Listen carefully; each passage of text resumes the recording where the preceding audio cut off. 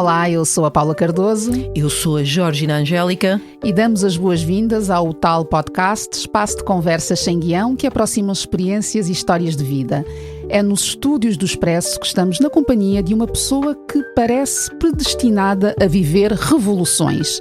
Primeiro em Moçambique, onde nasceu e testemunhou a conquista da independência, depois num Brasil recém-saído da ditadura militar e um pouco mais tarde também em Cabo Verde, país de raízes familiares e de integração num ambicioso programa de reforma administrativa. Yolanda Évora é a nossa convidada revolução, doutorada em Psicologia Social, investigadora associada do CESA, o Centro de Estudos sobre África e Desenvolvimento, e também professora convidada do ISEC e do ISCSP. O jornalismo está em permanente evolução, mas continua a precisar de quem faça as perguntas certas. É essa pessoa? O ISCTE, em parceria com a SIC Notícias e o Expresso, criou a pós-graduação em Comunicação Digital e Jornalismo, uma formação para quem quer dominar os desafios da informação. Saiba mais em iscte-iol.pt. Bem-vinda, Yolanda. Obrigada. Obrigada por essa apresentação e é um prazer estar aqui com vocês. O prazer é nosso. Finalmente. Finalmente. Olha, para este arranque de conversa trago palavras tuas que fui buscar a uma apresentação que tu fizeste em tempos na primeira pessoa, em que disseste o seguinte: cultivo um forte sentido de justiça e questiono o instituído, talvez por viver imaginariamente na fronteira. Então vamos por partes. Primeiro, o que é que daquilo que está instituído te anda a ocupar os questionamentos? Nos últimos tempos, muito de como é que as estruturas estão cada vez mais opressoras e ando assim a pensar muito, bastante preocupada em como as opressões elas estão mais sofisticadas, não é? E atingir áreas, dimensões das nossas vidas que não eram para ser tocadas de fora para dentro, não é? E principalmente na questão mental, no acesso a que essas estruturas estão a ter daquilo que é mais, que devia ser mais íntimo e que devíamos ter escolha em partilhar, não é? Portanto, há uma invasão muito grande. Eu fico a perguntar-me se ainda existe algum espaço, alguma dimensão do nosso psíquico que não esteja a ser invadido, não é? E depois isso vai determinar aquilo que você pode fazer do ponto de vista político, social, não é? Dentro da sociedade, dos teus grupos, etc. É algo que está-me a preocupar muito. E quando tu falas nesta questão de viver imaginariamente na fronteira, o que é que tu queres dizer com isso? Eu vivo para lá e para cá e não vejo esse problema todo que inclusive as ciências sociais contribuíram muito para se construir uma perspectiva de que viver na fronteira é uma coisa má. Não é de jeito nenhum. Eu já vivi em diferentes lugares e crio vínculos com esses lugares, com as pessoas dos lugares, e vou e venho. Isso não é, à partida, uma condição para que você se desestruture psiquicamente, não é? Portanto, há aqui uma preocupação em relação àquilo que as ciências sociais nos têm dito. Olha, eu vou só dar aqui um enquadramento a este você, porque isto é um você para ser ouvido como brasileiro. Não estamos aqui a estabelecer aquelas coisas você, tu, nós a tratar-te por tu e tu, você. Tá bem, mas eu vou por tu também. É o que sair. Não, é o uso sair. tu e o você. Mas nós não somos opressoras. Não. Quer dizer... Tentamos, vá. Não, mas é só para ficar aqui essa nota, não é? Do teu bem. Você, e que tu lanças assim uns termos volta e meia que vêm desses teus muitos anos no Brasil.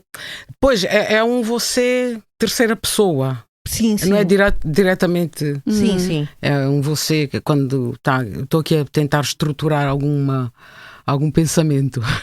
E a Paula, na apresentação, quer dizer, disse o nome daqui de 3 países: Moçambique, Brasil, Cabo Verde.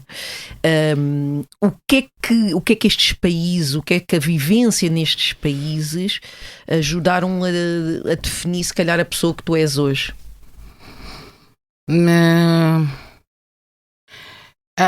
Eu lembro-me que quando nós fomos para Cabo Verde foi muito interessante, que a minha mãe demorou muito tempo a preparar-nos para ir de Moçambique para Cabo Verde, dizer como é que era Cabo Verde, etc, etc. E também lembro-me de uma coisa marcante quando eu cheguei em São Paulo, né? Eu cheguei ao Brasil em São Paulo, e que eu imediatamente quando desci em São Paulo, naquela época o aeroporto internacional era o de Congonhas, né, que é mesmo no meio da cidade, e eu desci, apesar daquela selva de pedra, eu tive a mesma sensação de que eu tinha em Moçambique. Portanto, todo aquele poder daquela terra, não é? Porque as terras têm muito poder, não vou dizer que é energia, que quando você vai a qualquer país da África, você sente que a terra é muito forte.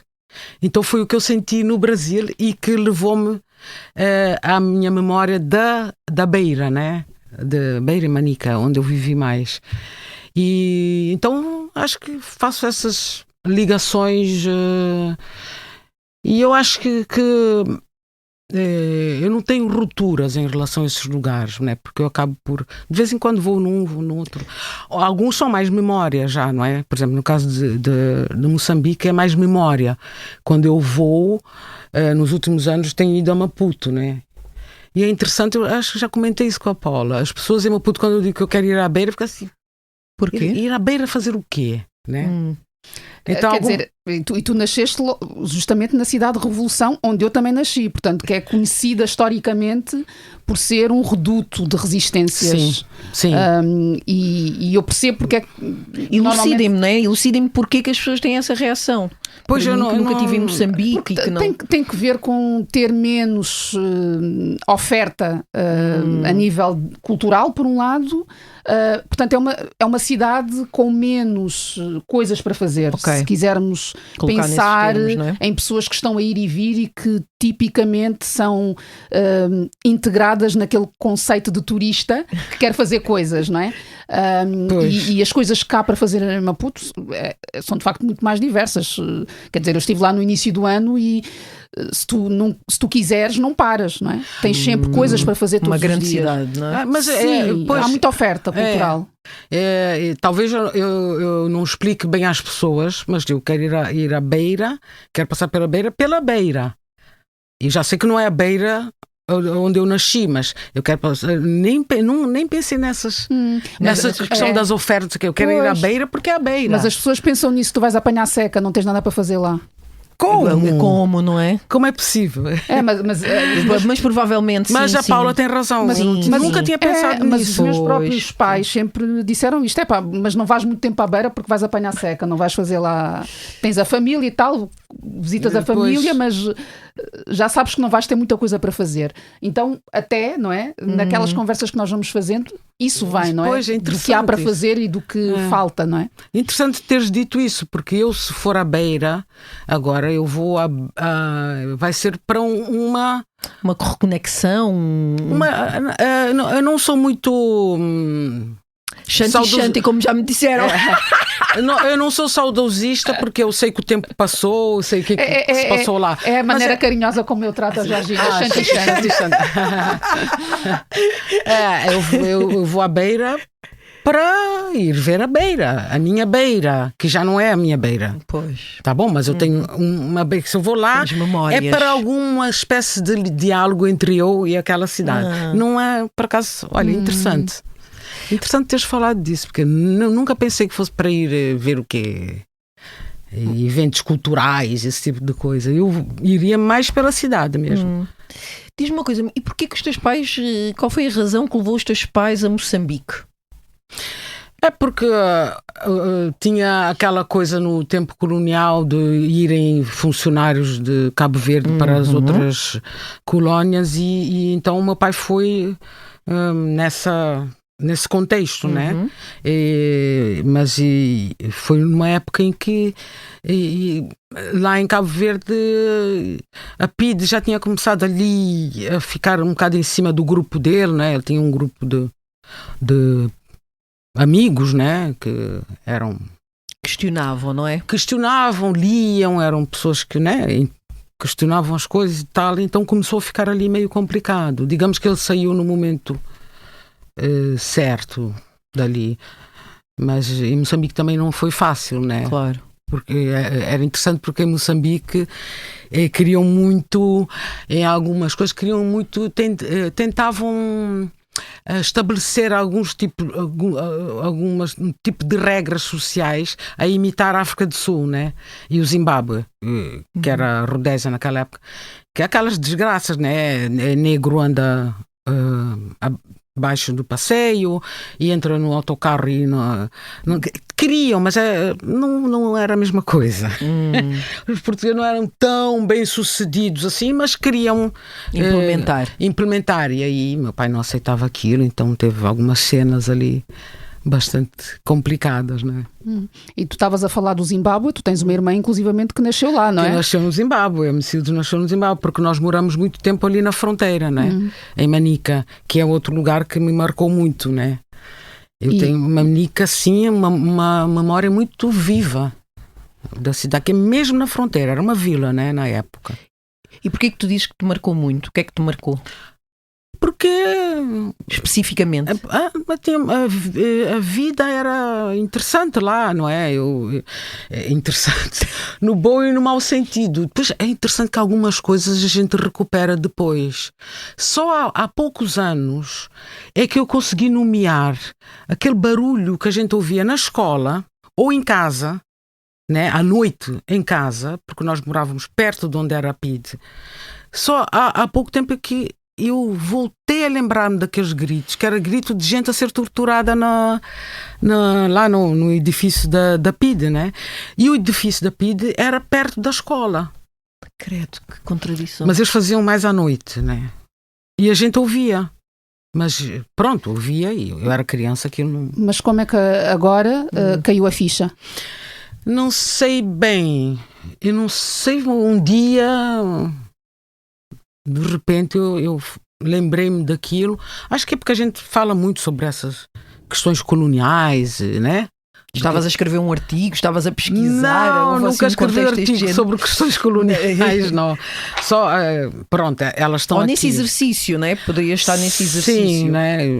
Porque a gente agora fala-se mais sobre isso, pelo menos em determinados espaços, de família, etc. E aquilo de repente me veio a cabeça, espera ali, era isso que eles faziam. Eu sabia que batiam em pessoas lá, mas não... Ainda não tinha juntado os pontos. Não, lé concré, como dizem no Brasil. Não tinha juntado lé concré. A Georgina trouxe aqui a questão da escrita, exato. Né, que naturalmente na vida de uma académica, não é, de uma investigadora, está muito presente. E um dos aspectos curiosos, pelo menos para mim, que te conheci já no projeto Afropor, portanto a refletir muito sobre a questão da afrodescendência, também destas migrações, as afrodiásporas. Achei surpreendente que a tua tese de mestrado tenha sido sobre economia solidária, não é? Sobre cooperativismo. Cooperativismo foi muito importante. Muito importante. E foi. Eu também não me tinha percebido. Às vezes as pessoas têm que me dizer que estou a fazer coisas que talvez sejam interessantes. E eu lembro de uma colega muito querida lá no Instituto de Psicologia que disse. Que lembrou-me que a minha tese foi a primeira dentro do Departamento de Psicologia Social que tratou de cooperativismo. Dentro da Psicologia Social, lá na USP. E ela sempre dizia que a tese era muito importante, etc. Mas eu retomo questões e processos que eu vi durante a minha pesquisa para o mestrado, que é claro que eu não consegui aprofundar daquela maneira, mas retomo sempre as coisas que me intrigaram naquele assunto e elas continuam presentes porque a gente trata de processos sociais, não é? Então tu vês ali mecanismos e dinâmicas que estão ali. Então, era uma via que nós devíamos estar a implementar, porque eu quando da economia solidária? Sim. Porque esta via não está a resultar. A via capitalista. Não tá. Mas vê, por exemplo, eu faço parte do Instituto Paul Singer do Brasil, não é? E é fortíssima a questão da economia solidária no Brasil. É muito forte. Muito forte. Pode ter até outros nomes, né? Economia solidária e... Em que é que consiste, para quem nunca ouviu falar? A economia solidária consiste num tipo de produção que tu fazes mais coletivamente. E também que tem a perspectiva é sempre de um desenvolvimento, mas coletivo. Partilha de abundância, partilha de prosperidade. Da abundância de tudo. É o coletivismo. Não é? Na base é isso, é o coletivismo. E foi a economia solidária que aguentou o Brasil na época da Covid. Em que, como vocês sabem, o governo que estava na altura não queria, recusava que existia uma gripezinha e etc. Sim. Mas todos eles tomaram vacina às escondidas. O Trump mandou vacina lá para coisa. E então, o que aguentou a sociedade foram as iniciativas da economia solidária, que, por exemplo, em vários estados do Brasil, mulheres... muitos grupos de mulheres, elas é que forneciam, passaram a fornecer refeições para as escolas, para instituições sociais, etc. Elas é que aguentaram ali. E foi a economia solidária que aguentou. Muito, porque cortaram tudo, né? O governo cortou todo tipo de auxílio, tudo, né? E tu sentes que aqui em Portugal há algum espaço, alguma abertura para se refletir sobre a economia solidária? Há experiências aqui de economia solidária que são feitas de outra maneira, né? Porque o contexto é diferente. Talvez não tenha aquela expressividade que tem num lugar como no Brasil, mas há várias experiências de economia solidária e que... Há algumas experiências, as pessoas, é uma coisa mais racional, mais objetiva, estamos a fazer economia solidária, e em outras é uma coisa mais informal, mas no sentido positivo do termo, né? Que as pessoas estão a fazer coisas em conjunto. E não deveria funcionar melhor num país tão pequeno quanto Portugal? Devia. Tendo em conta que o Brasil, quer dizer, é enorme. Sim, mas no Brasil é muito forte. Há uma maior consciência. Eu não sei se é porque há mais tradição disso, né? Porque eu acho que... Ou seja, quando as pessoas têm de se virar mais por elas próprias, talvez sejam mais criativas para encontrar formas, não é? E soluções. Elas têm que. Pois. Tem que. Então, talvez seja por isso, né? Mas há várias iniciativas, até seria interessante poder perceber e nomear, olha, isto aqui é economia, é coletivismo, né? Porque às vezes tem a mesma dimensão que a economia solidária, mas não se chamam assim. É coletivismo, né? Tem várias caras o coletivismo. Não, os nomes importam e uma parte significativa, e eu diria, das reflexões que eu vou fazendo a partir das conversas também que temos e do que leio que tu já publicaste, vem justamente de eu própria desarrumar alguns conceitos que tenho a partir das problematizações que tu trazes. Porque tu estás sempre aqui a cutucar, não é? Sim. Mas eu cutuco mais na conversa, né? A gente conversa mais assim. Porque escreves? Não, eu escrevo pouco. Achas? Sim, eu tenho. Eu não publico tanto assim, mas tudo bem. Mas tens pelo menos 2 livros que tu coordenaste ou que tens em coautoria, não é? Em coautoria. Ainda não escrevi o meu livro. Mas eu estás a escrever? Ainda. Mas é que tem que ter tempo, disponibilidade para sentar e tratar disso. Eu nem publiquei a minha tese, nem essa nem do mestrado. estão disponíveis, não é? É só entrar no coisa lá do Instituto ou na base de dados da USP, que estão disponíveis, mas eu podia ter trabalhado aquilo para fazer. Se calhar vais fazer isso para mim. Vamos fazer. Coletivo, não é? Sim, trabalho mas coletivo. eu gosto muito de fazer coisas coletivas. Eu também, eu ia dizer isso, é muito bom. Gosto com as muito. pessoas certas. Gosto muito. Mas estava a pegar aqui nesta desarrumação de conceitos, porque há uma conversa que nós temos feito que tem que ver com esta necessidade, e aqui com muitas aspas, de nos definirmos. Não é? De nos estarem sempre a pedir uma definição. E tu, lembro-me de teres falado sobre a importância de devolvermos. Partilha. Sim. Eu sabia que ias trazer esse assunto. Não, é porque é uma coisa que eu ando a minhocar já há um tempo, de vez em quando eu trago nas conversas, e agora que eu viajei ficou mais forte ainda. Há duas coisas aqui, eu acho.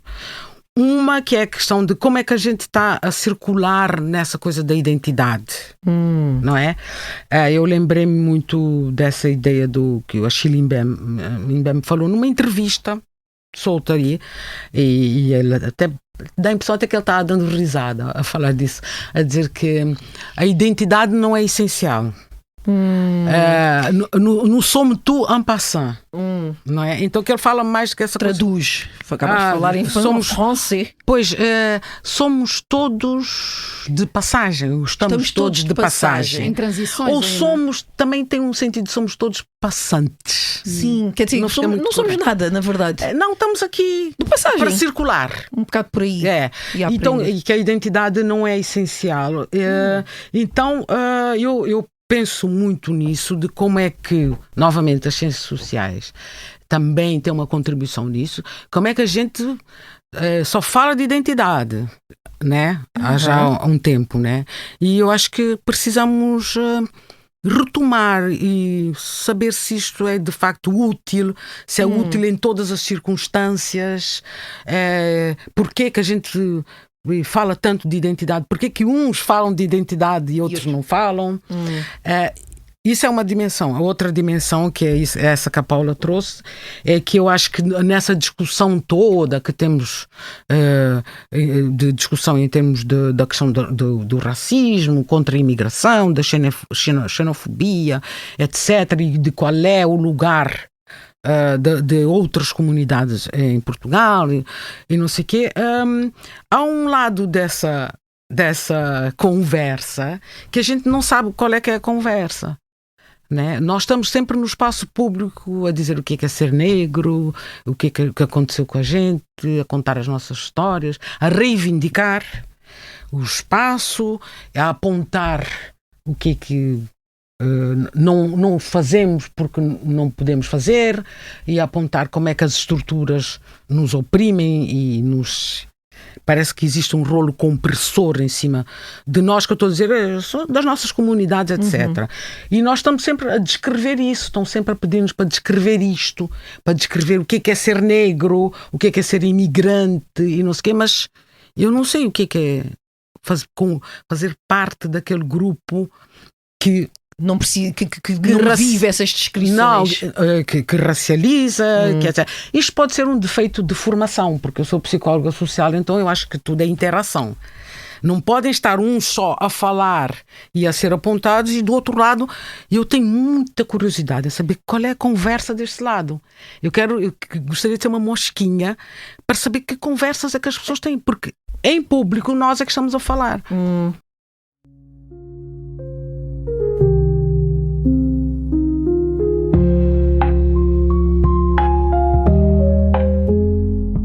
Conversas é que tu achas que deveríamos estar a ter, todos, desse lado e do outro lado? Não, conversas, eu sei que conversas é que nós estamos a ter. Sim. Entre nós. Sim. E em conjunto, que conversas é que deveríamos estar a ter? Não, eu não sei qual é a conversa do outro lado. Eu percebo isso. Eu não sei, e algumas pessoas que a gente chama de aliados e algumas pessoas que efetivamente não toleram essa questão do racismo, de xenofobia, etc. Algumas pessoas eu sei, mas eu quero saber qual é que é a conversa que se tem, porque eu sei que há famílias que têm muito desconforto quando se encontram, porque não concordam, etc. Eu não sei qual é a conversa ali, eu não sei, porque essa conversa ela não é colocada na mesa. Não é colocada na mesa e não é colocada para nós. Porque em público, claro. lá está. Em público, o que tu estás a dizer é que em público só somos nós que estamos a falar sobre isso, não é? E era importante que o outro lado trouxesse, não é? Sim, estas inquietações até que possam ter em relação a uma série de processos, não é? Que estão em curso. E que digam o que é que significa pertencer àquele grupo, que é o grupo que historicamente oprime nesse sentido. Porque aí depois podemos falar da questão do cruzamento de classes. Exato. Porque falta a questão da classe aqui, para trazer aqui. Mas o que é que significa fazer parte do grupo que historicamente oprime, que tem uma história de opressão, de violência, de tráfico de pessoas, etc. O que é que significa fazer parte desse grupo na contemporaneidade? Porque nós estamos sempre a falar de nós. Acho que a gente precisa... até porque tivemos muitos anos, décadas, séculos em silêncio, não é? No espaço público. Mas ok. No espaço público. Eu vou fazer aqui uma pergunta que pode ser assim um bocadinho... Enfim, vou fazer. E tu achas que é uma armadilha? Não, acho que é um processo. Eu acho que é um processo e acho que já a gente vai começar a dizer, agora falem vocês, não é? E estamos cada vez mais perto desse momento ou não? Tendo em conta as tuas vivências? Não posso definir assim em termos temporais, etc. Mas nós, aliás, vimos isso no projeto Democracia in Action agora, que há jovens que não entram nesse papo, nessa conversa, eles querem falar de outras coisas. Que projeto é esse? Queres contextualizar um pouco? Sim, o projeto Democracy in Action é um projeto de um consórcio europeu que quer perceber como é que vários grupos diferentes, no nosso caso aqui em Portugal, grupos de africanos ou afrodescendentes ou afrodescendentes, como é que usam a cultura, como é que expressam através da cultura a sua participação cívica e de cidadania. Com todos os pés atrás que a gente pode ter em termos do que é participação cívica, o que é cidadania, mas isso é outra conversa. Mas o que é que nós percebemos? Que nós vamos com algumas questões, não é? Com uns a priori, que a gente chega neles e eles querem conversar sobre outra coisa. Eles colocam as coisas de uma outra maneira. Até desarrumam, não é? Porque a própria ideia de mapa, que eu recordo-me que a Jéssica partilhou isso, não é? Que eles disseram, mas este mapa é profundamente colonial. Não é?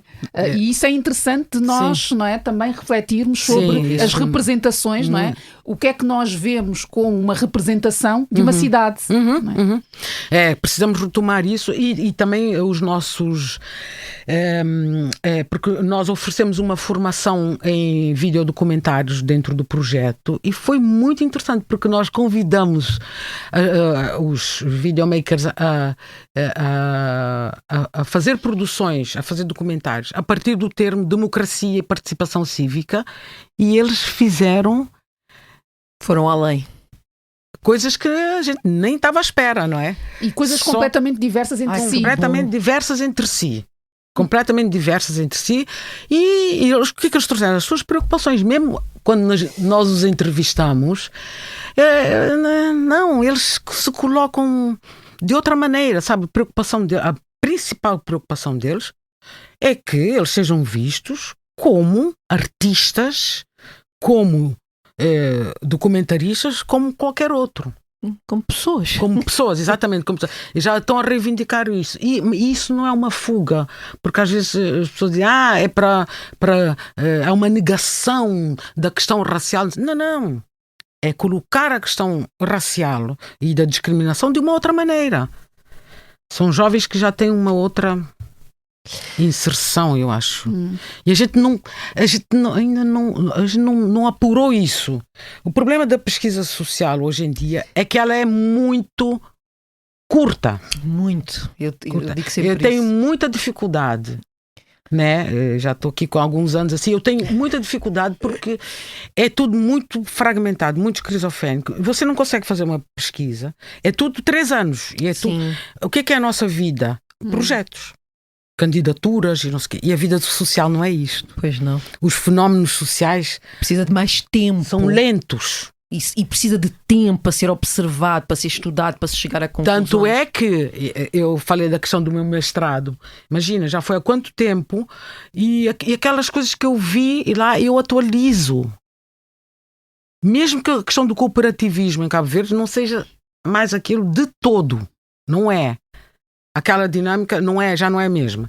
Mas eu continuo a trazer aqueles processos sociais, aquelas dinâmicas que eu vi lá, para compreender dinâmicas atuais. Portanto, assim, eu tenho uma certa frustração enquanto investigador, enquanto psicóloga social, porque é tudo muito... eu não consigo tratar dos fenómenos aprofundando. Porque os projetos que a gente tem são de 3 anos. Quando tens projetos. Talvez também seja um reflexo da descartabilidade das sociedades que temos, não é? Muito complicado. Tudo é pastilha elástica, não é? Eu aprendi que os fenómenos sociais são lentos, não é? Mas agora é tudo 3 anos, tens que fazer um projeto e dizer o que é que vais encontrar, não é? Quais são os resultados?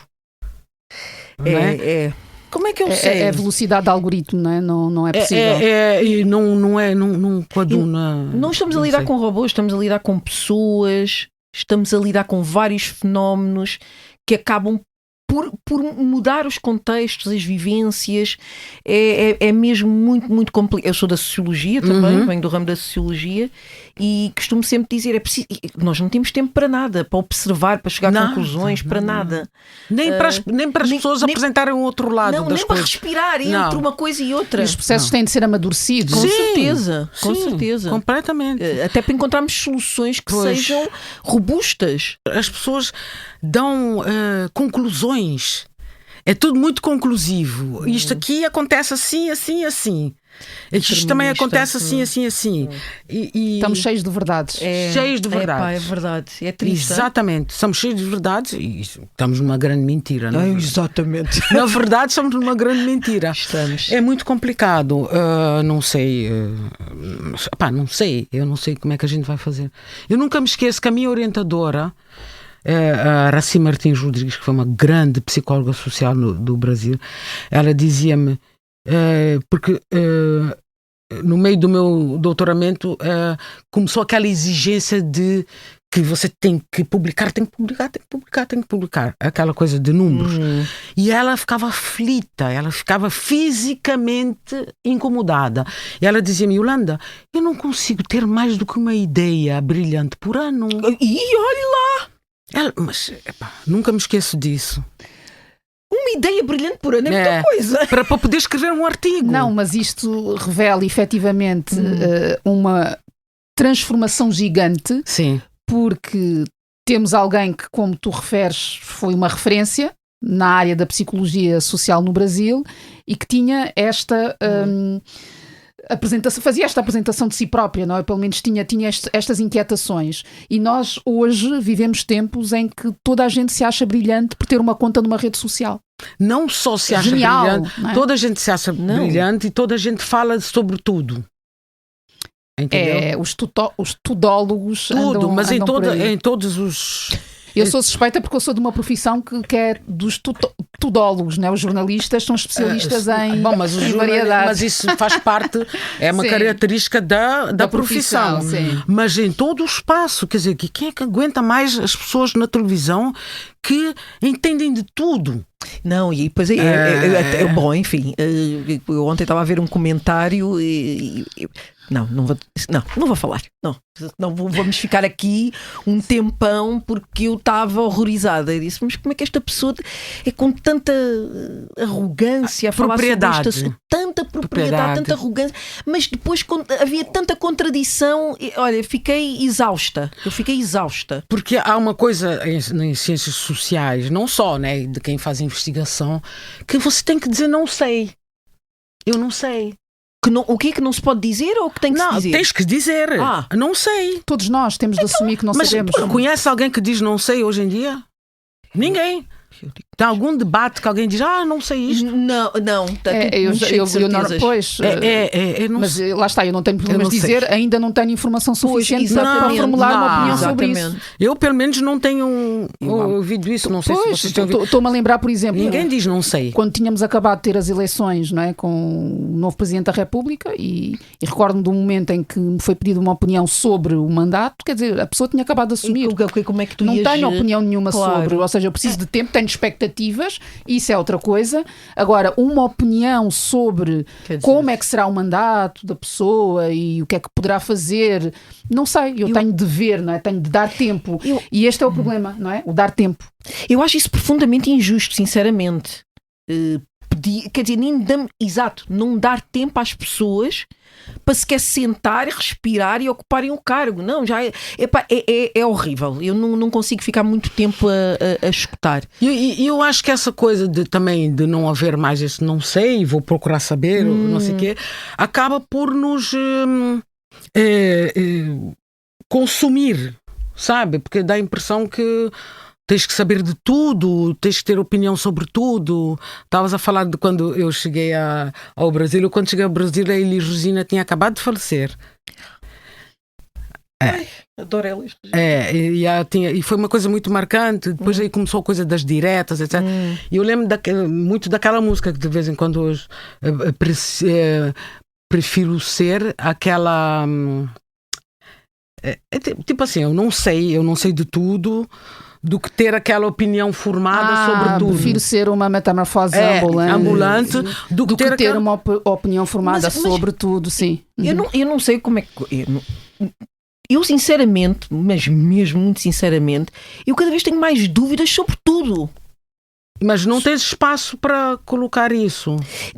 Porque sabes o quê? É um terreno muito sensível.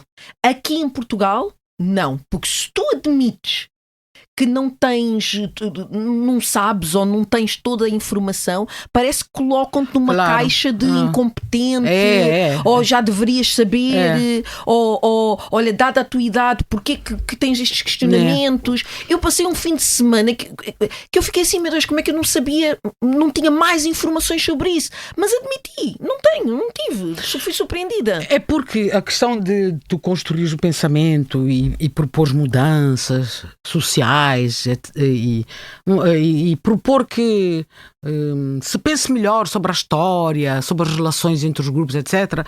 Isso exige tempo, não é? Que é uma coisa que a gente já não tem, não é? Não tem tempo. E também outra coisa, eu acho que a gente fica muito pouco em silêncio.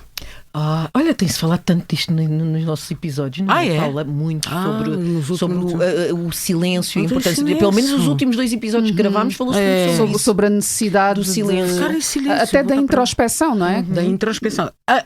Atenção, introspeção não significa que a gente está a trabalhar para um individualismo. Não é isso. Bom ponto. Tá? Porque a gente sabe que a psicologia social ocidental, ela, não só a psicologia social, a psicologia em geral, ela, aquela que é dominante é aquela que parte de uma perspectiva muito de individualização dos processos, não é? Que é uma herança ocidental, né?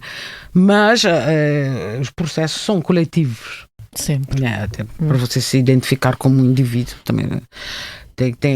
Você passa por esse reconhecimento coletivo. E então a gente não faz, acho que a gente precisa ter mais consciência daquele ir e voltar, tá? Ir e individualizar, mas estás a individualizar coisas que partilhas com os outros, não é? Então é uma consciência de si que está ao serviço do teu ser coletivo, sabe? Não é aquela coisa, porque fiquei melhor, porque eu vou fazer yoga para ficar não sei o quê, sabe? Shanti. Shanti, adorei. Bom, vou defender o Shanti. Para me sentir melhor. Aqui é dito com carinho, mas na praça pública é para dizer sem carinho.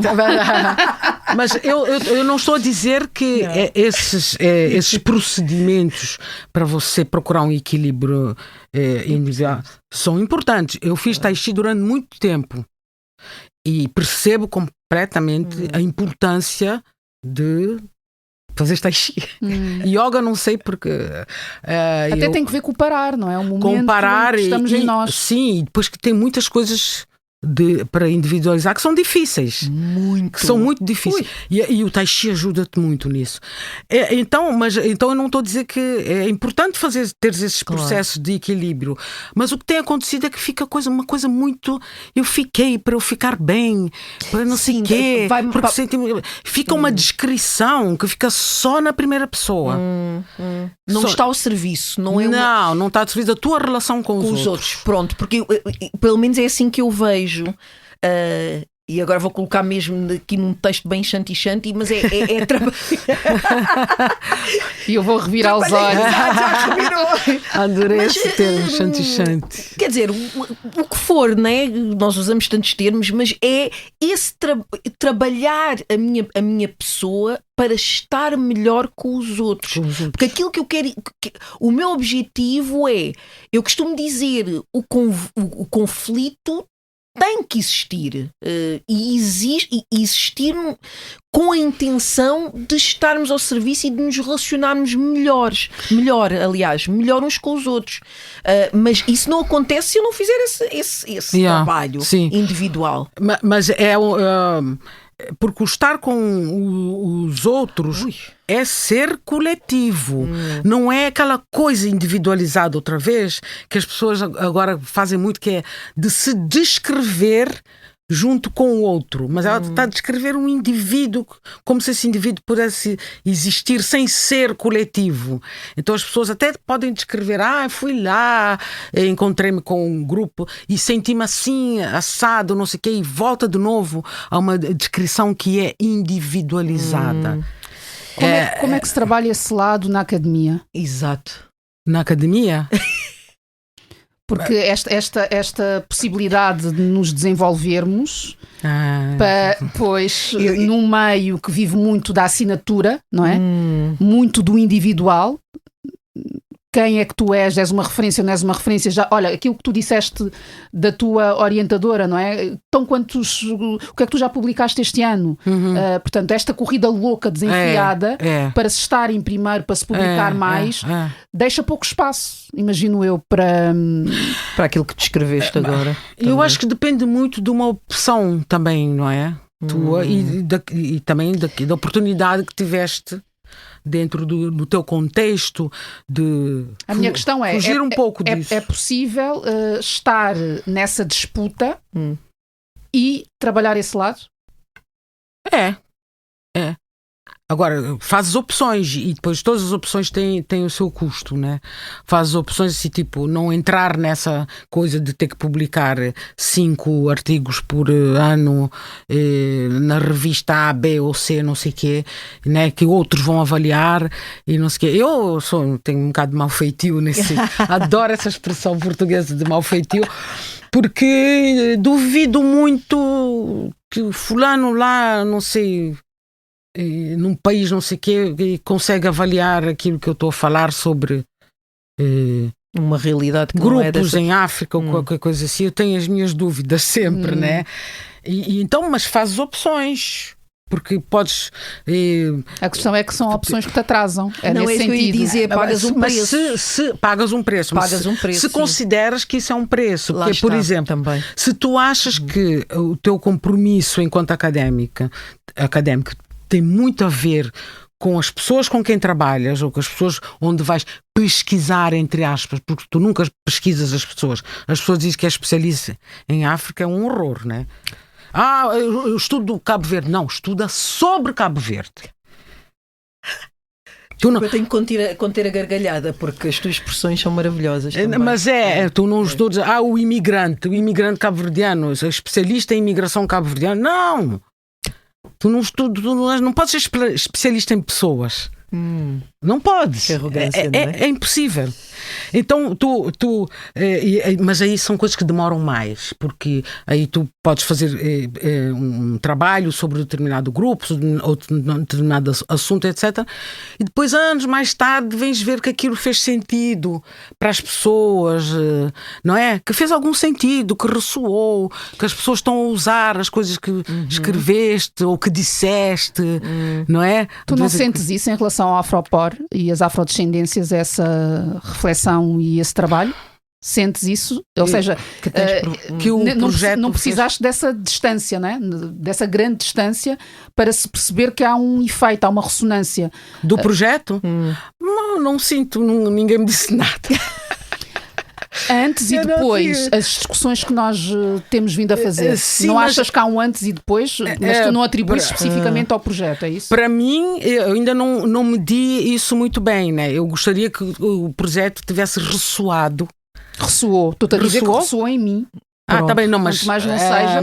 E em muitas pessoas, nós tivemos conversas já a partir do Afropor, em montes de painéis. Portanto, é? Sim. Mas vocês têm que me dizer essas coisas. Ou seja, vocês têm que dar devolutivas. Olha, devolutivo é muito sabia. Brasileiro. Não, mas é um termo que a gente usa. Mas é uma palavra mas eu adoro. Não, é um termo que tu usas. Eu estou a dizer, é os deliverables, não é? Que a malta também tem. Não é deliverable, pelo amor de Deus.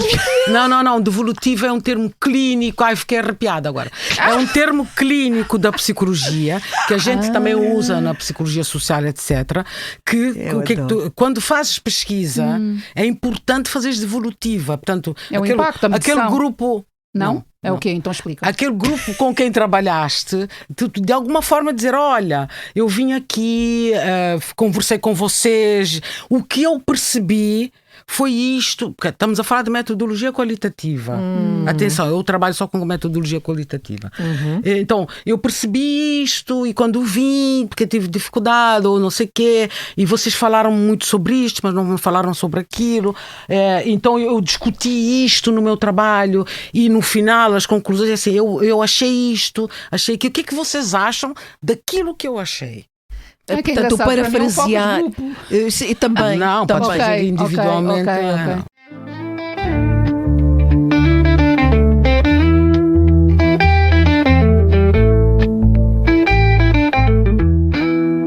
Mas é interessante porque tu frisaste mesmo, eu só trabalho com metodologia qualitativa. Sim. Porquê esse frisar e com essa força?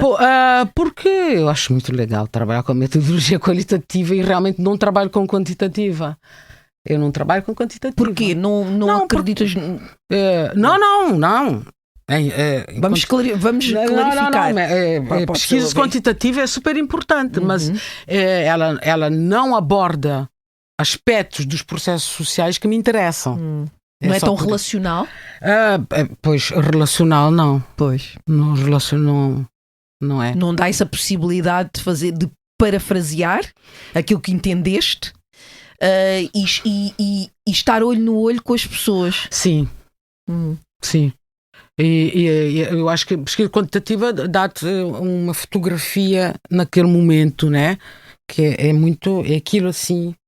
Mas se tu queres entender como é que o processo funciona, em termos da dinâmica dele, dificilmente consegues isso com métodos quantitativos. Quantitativos medem umas coisas, qualitativos aborda outras coisas. Mas tu és uma pessoa de pessoas. Sim, és uma pessoa de pessoas. Tem que ser, né? Não, mas pode ser, sou uma pessoa de pessoas, mas eu posso analisar produções. Mas posso analisar, por exemplo, uma coisa que eu tenho muita curiosidade, mas eu não tive tempo, nem vou ter. Por exemplo, pegar as letras do hip hop. Do rapper. Também és uma... mas não vou ter tempo de fazer isso. Vou ficar só na vontade. Mas estava aqui a trazer o pessoas de pessoas, porque tu também já partilhaste que a psicologia sempre foi a área e que nunca tiveste dúvidas quanto a isso. Não. Que certeza, de onde é que vem essa certeza? Não sei, agora, às vezes eu fico pensando se não foi uma coisa rígida da minha parte também, mas eu quando... Havia jornalismo em Cuba, essa possibilidade, não havia? Epá, mas tu lembras-te das coisas, é? Sim, ofereceram-me, uma memória de... chamaram-me. Infelizmente, não queiram estar aqui nesta cabeça. Assim. Eu ainda bem que ando-me a esquecer de coisas, muitas coisas. Também é de passar por isso. Olha o que ela disse aí, né? Não, mas... Tens mais sabedoria, já viveste mais, então. Foi uma... Portanto, quando eu terminei o 7º ano, Cabo Verde também é um lugar muito pequeno, né? Então chamaram-me numa organização política lá a dizer... então, pronto, formaste, agora temos bolsa para Cuba, para jornalismo. Sim, e eu também, eu não tinha desconfiar-me de nenhum, eu expressava tudo lá. E agora tens? Achas que eu não tenho desconfiar? Breaking news! Desconfiar-me? Não, tens, mas não muito. O que é ótimo, é das coisas que eu adoro. Não, as coisas que eu digo não é por impulso. Eu digo porque acho que elas devem ser ditas. Não é por impulso. É bem refletido. Sim. Sempre. É porque... E tu atribuis o que tu dizias, ou seja, a personalidade que tinhas antes como mais impulsiva, eventualmente. Sim, porque eu era muito jovem, não é? Mas podia já estar esse lado, não é? Há uma coisa, eu acho que há uma coisa que que está mal colocada. Que é a gente aguenta muito mais ouvir coisas diretas do que a gente pensa que eu aguento. Eu tenho uma dificuldade com as pessoas que dão grandes voltas para me dizerem seja o que for, eu não entendo, eu fico perdida. Mas isso é uma coisa cultural, não é? Porque você vê, por exemplo, os alemães, em geral, que a gente nunca deve generalizar, mas em geral, eles dizem as coisas diretas assim, pá! Mas eles não fazem por mal. Desde que não sejam mal educados, eu costumo dizer, podemos ser diretos sem sermos mal educados. Mas às vezes para nós a maneira direta como eles colocam as coisas parece má educação. Mas eles estão a colocar diretamente e sem tato, como se diz, né? Sem tato, mas também sem... Parece para nós sem tato. Mas sem... aquela coisa que mói o fígado, sabe? Sem isso. Eles dizem, colocam, resolves ali e fica resolvido. Não perdes tempo naquela coisa. Não ficas a remoer. Não, que faz mal ao fígado. Faz muito mal ao fígado. E à bilis também, né? Então a gente tem muito a coisa, né? Dessa coisa de ficar... Dar a volta à ilha. Dar a volta e fica assim, mas... E então quando as pessoas ficam meio assim, não, mas tu estavas a dizer que lá atrás, quando te propuseram jornalismo em Cuba, quando existia essa possibilidade, que tu não tiveste assim grande filtro, quando desconfiaste, não, disseste eu o quê? olhei para a mulher tipo assim, mas o que essa mulher está a dizer, sabe? Do tipo, hello, eu vou fazer psicologia, mas do estilo assim, estou a traduzir, de onde é que tiraste essa ideia, né, que eu posso ir fazer jornalismo em Cuba? Eu vou fazer psicologia. Mas também não queria vir para Portugal. Não querias vir para Portugal? Não. Porque era uma opção também. Porque todo mundo vinha para Portugal. Pois, exatamente. Todo mundo vinha para Portugal. Estamos a falar em que ano? Se eu disser o ano, agora vou ter que dizer a idade. Não, se não quiseres dizer, olha, não digas. Tenho uma informação para ti. Isso está na página do César, o teu ano de nascimento. Ave Maria. Não, o ano e o dia. O dia é bonito, né? Quem bem, mas está lá a tua ficha de toda. 16 de fevereiro. Toda a gente, não me digas. Aquariana! Olha, eu devo confessar... Aquariana, só podia. Eu devo confessar que prefiro ser de 7/7. Pronto. São opções na vida. Pois, são opções na vida. Então, se a gente tivesse coisa sobre isso. Não, mas... Dá todo um programa. Dá, não é? Dá. E depois dizem que eu sou também ascendente em aquário. Portanto, imagina. Jesus! Eu tenho que ficar aqui. Traduzam. Me cuidando. Não dá, Paulo. Não dá. Isso é muito. Quer dizer, é o quê? Viajar na maionese. Vive noutro completamente. mundo. Nunca está aqui. Nunca está aqui nesta dimensão. Então estamos cheias de sorte porque estiveste aqui. Estás aqui ou não? Aqui agora, mas quanto tempo demorou para eu estar aqui? Também é verdade. 3 anos. 2 anos e tal, pelo menos. Pois. 3 anos já, não? Desde o início. Desde o início. Desde o início é 3 anos. É 3 aninhos, que é um número mágico, é um número muito bom. Pois, então. Muito, muito bom. Pois. Já fomos aqui. Olha, eu tinha tantas coisas para perguntar. Eu também, nomeadamente também na maionese. Nomeadamente o basquetebol, a Yolanda jogou basquete. Mas onde é que tu tiraste isso? É tanta conversa. Tu não conheceste a Michelle? Conheceste a Tina. Michelle? Não, a Michelle e a Tina. A Tina que esteve a assistir o programa que vocês gravaram lá na Casa Capitão, que era com quem?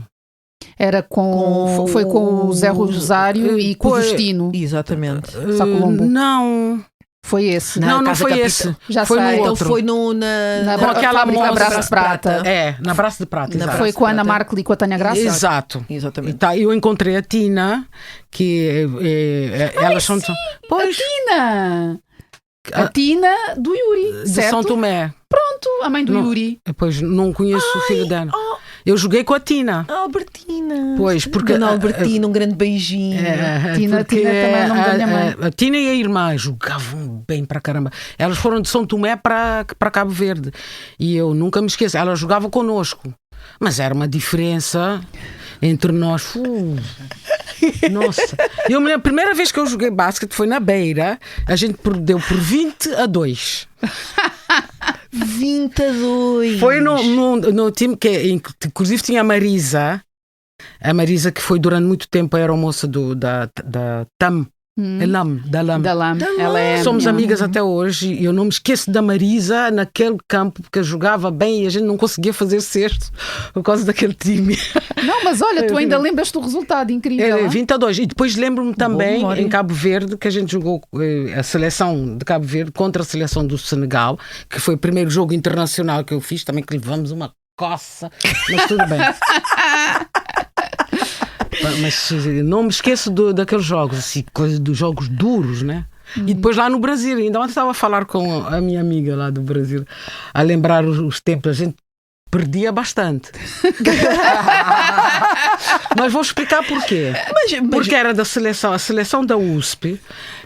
Nós tínhamos um treinador, um técnico, que tinha uma filosofia de jogar cooperativo. Portanto, ele achava que ganhar não era o mais importante. O mais importante era estar ali a cooperar. Só que a gente ia jogar contra Santo André, com a Faculdade de Medicina, com a outra super lá. competitivos. Como é que se chamava o outro? Era Santo André, que a gente apanhava sempre. E elas jogavam a sério. Elas não estavam lá a cooperar. Elas estavam lá... Estavam a competir mesmo. A competir. Não é? E a gente ali a cooperar e elas a competir. Alguma coisa não batia lá. Mas foram tempos ótimos. Ai, Yolanda, que divertida que tu és, hein? E pois és.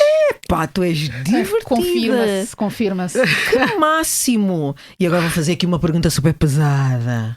Daquelas, para rematar, não é? Porque temos que continuar. A conversa está boa, está ótima. Gostei, estou a gostar da conversa. Achei que ia ser um saco. Saco? Como é que achavas que ia ser um saco? Não, que eu ia ter que ficar a desviar assim.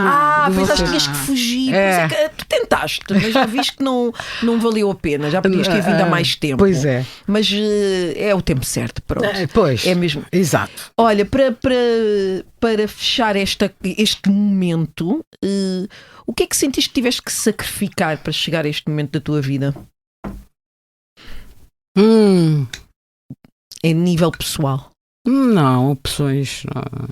Estás completamente seguro e tranquila com todas as opções que fizeste até este momento? Não, completamente nunca a gente está, mas tu sabes que às vezes pensas, se eu tivesse feito a outra opção e talvez estaria assim, mas pronto, mas também não estaria como estou. Não é? E então é nesse sentido. Mas as opções nunca foram tão racionais assim, sabe? Eu nunca faço o plano todo. Nunca foram. Quando eu decidi, pronto, tá bom de Brasil, vou para Portugal, peguei nas minhas coisas e vim, né? Claro, uma aquariana com ascendente em aquário. Um momento Shanti.